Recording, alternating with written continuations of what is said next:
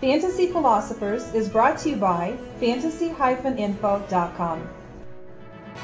Josh Scobee had a horrible season last year, as he was only 18 of 28 on his conversions, and at one point he was actually 12 of 20. That said, he did end the season at about 8 to 10 on his conversions, and he rounded it out to have a good finish to the season as far as accuracy goes. Maybe that's the reason why the team is still going with him. It seems like the Jaguars also, they're not the kind of team that is really going to, take a lot of hits on their money. I know that they signed him a few years back to a pretty good contract for a kicker, that is, and maybe they just don't want to eat the contract. But, Scobee, he's been there now for a few years, and so this may be just a thing where they felt that he was just in a funk, and maybe he's pulled out of that. Now, if he's looking good, he should, I haven't heard no signs that he won't be the guy. I think they may have brought in somebody in to kick with him, but he should win that job this year as long as he's healthy.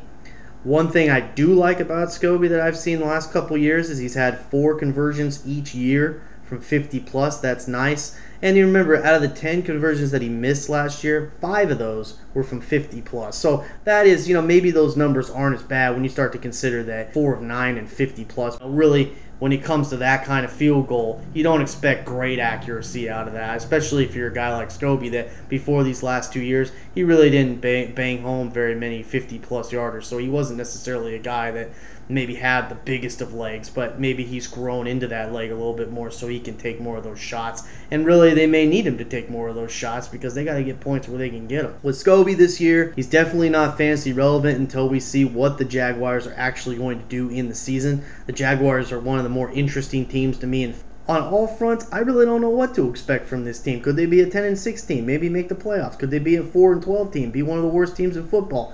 They could go any way. I think definitely one guy that's going to matter a lot is Maurice Jones-Drew.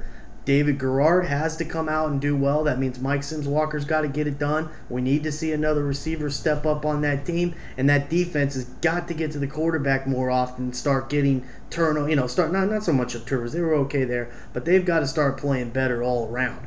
And if those things start happening, obviously Josh Scobee is going to start having better fantasy value, and he's going to be a kicker that you want to pay attention to again.